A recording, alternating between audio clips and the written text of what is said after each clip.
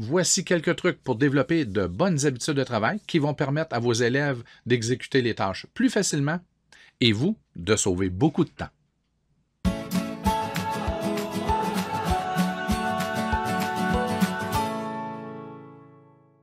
Et oui, il y a plusieurs méthodes de travail qu'on peut adopter qui vont nous permettre à court, moyen et long terme de sauver beaucoup de temps et qui vont rendre la vie beaucoup plus facile à vos élèves. Donc, allons-y avec le premier truc. Je vais m'ouvrir un onglet. Je m'en vais dans mon Classroom. Je me suis fait un raccourci ici. Mais vous pourriez quand même y aller par la pizza et choisir Classroom. Donc, je vais aller dans mon outil de formation, mon Classroom de formation. Première chose, lorsque vous allez dans Travaux et devoirs, premier conseil, il y en a deux ici. Ne pas utiliser questionnaire, toujours utiliser devoir. D'accord? Même si c'est pour un formulaire, un questionnaire, ne pas utiliser questionnaire, ce n'est pas la fin du monde si vous le faites, mais voici ce qui se passe. Lorsque vous cliquez sur questionnaire au lieu de devoir, il vient de vous créer ici un questionnaire par défaut qui s'appelle Blank Quiz. Donc, si je m'en vais dans mon Google Drive, que je me dirige dans mon dossier Classroom, le sous-dossier Formation Google Classroom, vous allez voir qu'il a créé ici à quelque part un blank quiz. Il faut le voir, peut-être rafraîchir, là, mais Untitled Forms, il n'y a pas de nom encore, mais il va s'appeler Blank Quiz dans quelques secondes. Donc, pour éviter de polluer votre Classroom avec des fichiers, avec des noms Blank Quiz ou Untitled Forms, ce qu'on vous suggère, c'est qu'au lieu d'utiliser... Là, normalement, ce que vous feriez, c'est je peux pas lui, donc je l'enlève et je vais ajouter un que j'avais déjà précédemment créé. Donc, au lieu de faire ça, choisissez donc directement Devoir, puis vous allez faire ajouter le fichier que vous aviez déjà créé. Regardez, il n'y a pas le processus de créer un fichier, un formulaire que vous ne vous servirez pas. Donc, premier truc pour sauver du temps, on n'utilise pas questionnaire, on utilise devoir, question, documentation ou, si vous voulez sauver du temps, réutiliser le post. Si vous aviez déjà réussi l'exercice, vous aviez déjà réalisé l'exercice dans un autre Classroom, d'accord? Deuxième truc, c'est lorsque vous créez un devoir, de ne jamais utiliser le bouton créer. Ce n'est pas la fin du monde si vous le faites, mais lorsque vous créez ici un document à partir de Classroom, il va toujours l'enregistrer à l'intérieur du sous-dossier de ce Classroom-là. Donc, dans 2, 3 ou 4 ans, lorsque vous allez rechercher l'original pour l'inclure dans votre Classroom dans 3 ans, par exemple, mais vous allez devoir vous rappeler en quelle année vous l'aviez fait et dans quel groupe vous l'aviez enregistré. Wow, ça, c'est pas toujours ce qu'on veut. C'est la raison pour laquelle, au lieu d'utiliser le bouton Créer, on vous suggère toujours d'ouvrir le Google Drive. Je vais même recommencer de zéro. Donc, j'ouvre mon Drive. C'est la même suggestion pour Office 365. On se crée un dossier où on va enregistrer nos originaux. Vous l'avez probablement déjà de fait. Fichier prof pour l'année. Bon, je pourrais l'appeler 0 test. J'ai déjà fait un sous-dossier qui s'appelait USO. Hein, on aime ça, classer nos choses. J'ai même fait un sous-dossier qui s'appelait exercice 01. Et là, je prends le temps, à l'extérieur de Classroom, de créer mes fichiers. Par exemple, je pourrais faire un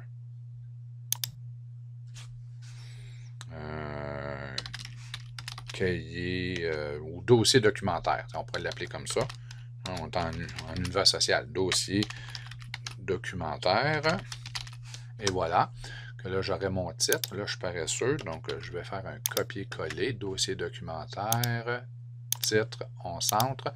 Disons que c'est notre dossier documentaire. On va arrêter ça là. C'est enregistré. Maintenant, je prendrai même le temps d'aller créer ma feuille réponse ou le cahier de l'élève. Donc, allons-y pour l'élève. Puis, je vais même l'appeler 01, hein, puisqu'on faisait un lien avec l'exercice 01. Puis, j'aurai mon titre. Allons-y. Vous savez que vous pouvez modifier les modèles par défaut là, pour leur donner votre couleur personnel. Je vais même profiter de l'occasion dossier documentaire pour changer le nom. Donc, pour ajouter 01, parce que si toute l'année, vous utilisez toujours dossier documentaire, ça va être difficile de savoir lequel était associé à l'exercice 1, 2, 3, 4. Bon. Je pourrais même, si je le désirais, vous n'êtes pas obligé, utiliser un Google Sheets, l'intituler plan de travail 01.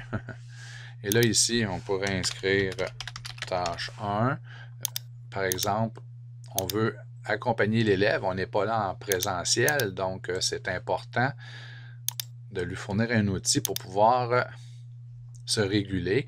Donc, tâche 1, regarder la vidéo YouTube. Tâche 2, consulter le dossier documentaire. Tâche 3, remplir le cahier de l'élève. Et tâche 4, je ne sais pas, faire un formulaire. Bon, OK, un formulaire de validation. Parfait. On a notre plan de travail. Et tout ce qui nous manque maintenant, c'est de créer un formulaire. Hein? C'est improvisé. Vous comprenez que c'est peut-être pas parfait, là, mais ça devrait quand même faire. Et là, on pourrait l'appeler formulaire de validation, ou ça pourrait être questionnaire. On va l'appeler évidemment 01. On lui donne le titre. Et là, on mettrait nos questions. Si on désire que ça devienne un questionnaire, donc, on pourrait changer ça ici pour questionnaire de validation. Là, je viendrai sur la roue d'engrenage et je le transforme en questionnaire. Donc là, il y aura des points d'accordé, il y aura des bonnes et des moins bonnes réponses, mais ça, c'est à vous de décider si vous voulez aller dans ce sens-là. Il est fait. Et voilà, regardez, j'ai mes 4 fichiers. Et là, tout ce qui me restait à faire, c'est de trouver la vidéo YouTube en référence pour aller avec le plan. Donc, je retourne dans Travaux. Au lieu d'utiliser Créer, maintenant, je vais faire Exercice 01, Instruction. On va tout simplement laisser Instruction, d'accord? Ajouter, c'est important par contre, des instructions, je n'ai pas besoin de faire un dessin. Et là, je vais faire Ajouter à partir de Google Drive. Allons-y. Je vais mettre le plan en premier, plan de travail. Voilà. Ensuite, je vais ajouter une vidéo YouTube. On va écrire Récit Samar Google. On fait une recherche, Classroom.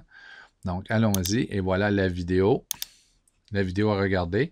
Ensuite, je vais ajouter, à partir de mon Google Drive, le dossier documentaire, le cahier de l'élève. Allons-y. Dossier documentaire, cahier de l'élève, dans le bon ordre.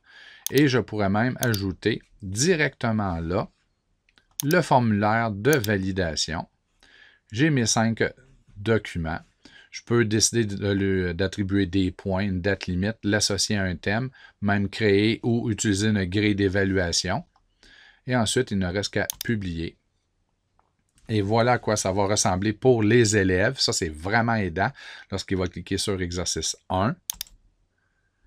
Il y a son plan de travail, le dossier documentaire, le cahier de l'élève, le questionnaire et le fameux Google Classroom, donc la vidéo à regarder. Donc, plan de travail arrive en premier. Donc, il y avait son plan de travail. On n'a pas mis de titre, mais il est là. Tâche 1, regardez la vidéo YouTube. Parfait. On vient ici. On regarde la fameuse vidéo YouTube. Salut tout le monde. Bon, je connais cet individu. Une fois que c'est fait, il revient ici. Il revient à plan de travail. Il est même déjà ouvert. Il pourrait tout simplement cliquer dessus. Oui, je l'ai fait. Revient à Classroom. Maintenant, dans le plan de travail, ça dit ensuite consulter le dossier documentaire. Parfait. Dossier documentaire. Il y a le dossier documentaire. Consulte. C'est fait. Donc, on peut même revenir à plan de travail. C'est fait. Remplir cahier de l'élève. Cahier de l'élève. Il est ouvert ici. Ah, je veux retourner au dossier documentaire. OK, c'était ça. Parfait. Donc, on a rempli le fameux cahier de l'élève. Là, je suis en train de modifier l'original. Vous comprenez que ce n'est pas comme si j'étais l'élève. Et ensuite faire le fameux formulaire. Une chose que je n'ai pas fait quand j'ai attribué le travail, et c'est vraiment important, vous allez remarquer, vous l'avez peut-être déjà remarqué, c'est que dans plan de travail, c'est consultable par l'élève, la vidéo, c'est consultable. Le dossier documentaire, consultable par l'élève, c'est ce qu'on veut, on ne veut pas qu'il écrive dedans, à moins que vous vouliez qu'il le fasse. Et cahier de l'élève, là, c'est impératif, n'oubliez pas de choisir. Et là, je ne peux plus le faire puisque je l'avais distribué. Donc, je vais tout simplement retirer le cahier de l'élève. Il ne faut pas oublier de créer une copie par élève. Et ça, j'avais oublié de le faire dans ma présentation. J'essaie d'aller rapidement pour que la vidéo soit la plus courte possible. Donc, cahier de l'élève. Et là, c'est important. Il faudrait que je recommence la déclaration de mon travail, que je choisisse une copie par élève. Une fois qu'il est créé, on ne peut plus sélectionner une copie par élève. Donc, important pour le cahier de l'élève, n'oubliez pas de changer ici la méthode de distribution. Donc, je vous souhaite une bonne journée. J'espère que ces trucs-là vont vous aider. Donc, toujours travailler à partir du Google Drive. Comme ça, vous allez pouvoir vous créer des sous-dossiers où vous allez retrouver tous vos éléments au même endroit facilement et rapidement, comme ça ici. Et ensuite, ne pas utiliser le bouton, jamais modifier les travaux déjà envoyés. Et si possible, ne pas utiliser questionnaire et ne pas utiliser le bouton créer. Et un truc pour les jeunes, en passant, je vais y revenir, c'est super important. Dans le fameux cahier de l'élève, on aime ça, on a l'habitude, exemple, question 1. Et là, on va ajouter des fameuses lignes pour que l'élève puisse écrire sur celle-ci. Et là, on veut plus d'espace, on met même des Enter entre les deux. Ça, ce format-là, il est efficace lorsqu'on veut faire imprimer des feuilles et qu'ils écrivent à la main sur la feuille, c'est vrai. Mais pour un élève qui se sert d'un outil technologique pour répondre, alors ça devient un véritable cauchemar. Donc, ma réponse est... Et là, va devoir se battre à toujours faire disparaître les fameuses lignes que vous avez ajoutées en toute bonne bienveillance. Désolé pour le pléonasme, là, mais il va devoir se battre tout au long de votre feuille réponse ou de votre questionnaire pour enlever les fameuses lignes. Donc, on vous suggère de ne pas utiliser les fameuses lignes, mais bien d'utiliser un tableau. Donc, on procède exactement de la même façon. Et ici, je vais tout simplement insérer un tableau avec 2 cellules. Vous pourriez le faire avec une seule cellule, mais moi, j'aime ça le faire avec 2 cellules, et voici pourquoi. Dans la première partie, j'inscris quelles sont mes attentes.